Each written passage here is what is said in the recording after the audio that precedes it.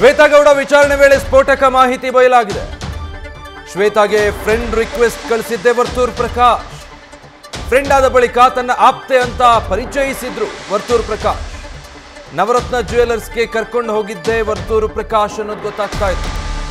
ಒಟ್ಟು 10ಕ್ಕೂ ಹೆಚ್ಚು ಚಿನ್ನಾಭರಣ ಮಳಿಗೆಗೆ ಈ ತರ ಪಂಗನಾಮ ಹಾಕಿದ್ದಾರೆ. ದೊಡ್ಡವರ ಸಹವಾಸವೇ ಶ್ವೇತಾಳಿಗೆ ಬಂಡವಾಳ. ವಿಚಾರಣೆ ಸಂದರ್ಭದಲ್ಲಿ ಆಕೆ ನನಗೆ ಯಾರು ಅಂತ ಗೊತ್ತಿಲ್ಲ, ನನಗೆ ಉಡುಗೊರೆ ಅಂತ ಇದೆಲ್ಲವನ್ನು ಕೊಟ್ಟಿದ್ಲು ಅನ್ನೋದು ನಿನ್ನೆ ವಿಚಾರಣೆಗೆ ಹಾಜರಾದ ಸಂದರ್ಭದಲ್ಲಿ ಮಾಜಿ ಸಚಿವ ವರ್ತೂರ್ ಪ್ರಕಾಶ್ ನೀಡಿದ್ದಂತ ಹೇಳಿಕೆ. ಬಟ್ ವಿಚಾರಣೆಯಲ್ಲಿ ಗೊತ್ತಾಗ್ತಾ ಇರುವಂಥ ಅಂಶಗಳೇ ಬೇರೆ. ಈ ಶ್ವೇತಾಗೆ ಮೊದಲಿಗೆ ಫೇಸ್ಬುಕ್ನಲ್ಲಿ ಫ್ರೆಂಡ್ ರಿಕ್ವೆಸ್ಟ್ ಕಳಿಸಿದ್ದೆ ವರ್ತೂರ್ ಪ್ರಕಾಶ್. ಅದಾದ್ಮೇಲೆ ನವರತ್ನ ಜ್ಯುವೆಲರ್ಸ್ನಲ್ಲಿ ಕರ್ಕೊಂಡು ಹೋಗಿ ಈಕೆ ತನ್ನ ಆಪ್ತೆ ಅಂತ ಪರಿಚಯಿಸಿದ್ದಾರೆ. ಶ್ವೇತಾಳನ್ನ ಜ್ಯುವೆಲರಿ ಶಾಪ್ಗೆ ಕರ್ಕೊಂಡು ಹೋಗಿದ್ದೆ ಈ ವರ್ತೂರ್ ಪ್ರಕಾಶ್. ಶ್ವೇತಾಗೆ 25 ಲಕ್ಷ ಬಾಡಿಗೆ ಬರುತ್ತೆ ಅಂತ ಹೇಳಿಸಿ ನಂಬಿಸಿದ್ರಂತೆ ಮಾಲೀಕರನ್ನು. ಶಾಪ್ ಮಾಲೀಕ ಸಂಜಯ್ಗೆ ಬಿಸ್ನೆಸ್ ಮಾಡಲು ಹೇಳಿದ್ದೆ, ಹೋಲ್ಸೇಲ್ ಬಿಸ್ನೆಸ್ ಮಾಡುವಂತೆ ವರ್ತೂರ್ ಪ್ರಕಾಶ್ ಹೇಳಿದ್ರಂತೆ. ಸೊ ಪ್ರಕಾಶ್ರನ್ನ ನಂಬಿ ಕೋಟ್ಯಂತರ ರೂಪಾಯಿ ಮೌಲ್ಯದ ಚಿನ್ನಾಭರಣದ ವ್ಯವಹಾರವನ್ನ ಆ ಶಾಪ್ ಮಾಲೀಕ ನಡೆಸಿರೋದು.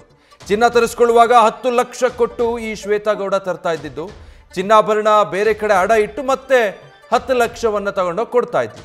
ಇದೇ ರೀತಿ ಎಲ್ಲರ ಬಳಿ ನಂಬಿಕೆ ಗಳಿಸ್ತಾ ಇದ್ಲು ಈ ಆರೋಪಿ.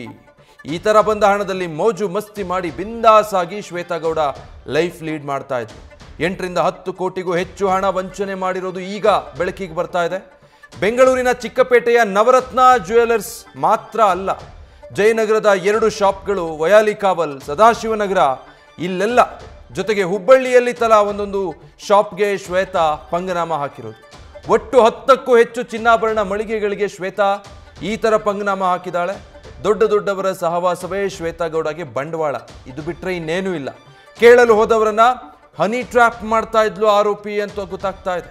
ಸೊ ಶ್ವೇತಾಗೆ ಮೊದಲಿಗೆ ವರ್ತೂರ್ ಪ್ರಕಾಶ್ ಫೇಸ್ಬುಕ್ ರಿಕ್ವೆಸ್ಟ್ ಕಳಿಸಿ ಆಕೆಯನ್ನ ಫ್ರೆಂಡ್ ಮಾಡ್ಕೊಂಡಿದ್ದಷ್ಟೇ ಅಲ್ಲ, ಕರ್ಕೊಂಡೋಗಿ ಜ್ಯುವೆಲರಿ ಶಾಪ್ಗೆ ಈಕೆ ನನ್ನ ಆಪ್ತೆ, ಈಕೆ ಜೊತೆ ವ್ಯವಹಾರ ಮಾಡಿ, ಹೋಲ್ಸೇಲ್ ವ್ಯವಹಾರ ಮಾಡಬಹುದು ನೀವು ಇವ್ರ ಜೊತೆಗೆ ಅಂತ ಹೇಳಿ ಪರಿಚಯ ಮಾಡಿ ಆ ಚಿನ್ನಾಭರಣದ ಓನರ್ ಏನಿದ್ದಾರೆ ಅವರಿಗೆ ಪರಿಚಯ ಮಾಡಿಕೊಟ್ಟಿದ್ದೆ ಈ ವರ್ತೂರ್ ಪ್ರಕಾಶ್ ಅನ್ನೋದು ತನಿಖೆ ವೇಳೆ ಗೊತ್ತಾಗ್ತಾ ಇದೆ. ಇಷ್ಟು ಸಾಕು ಈಕೆಗೆ ಬಂಡವಾಳ. ದೊಡ್ಡವರ ಹೆಸರು ಹೇಳೋದು, ಅವ್ರ ಜೊತೆಗಿರೋ ಫೋಟೋಗಳು, ಇಷ್ಟಾದರೆ ಸಾಕು.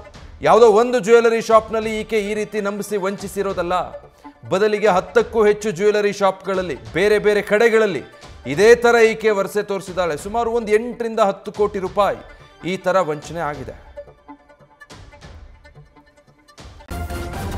ನ್ಯೂಸ್ ಫಸ್ಟ್ ನಿರ್ಭೀತಿಯಿಂದ ನಿಮ್ಮ ಪರವಾಗಿ.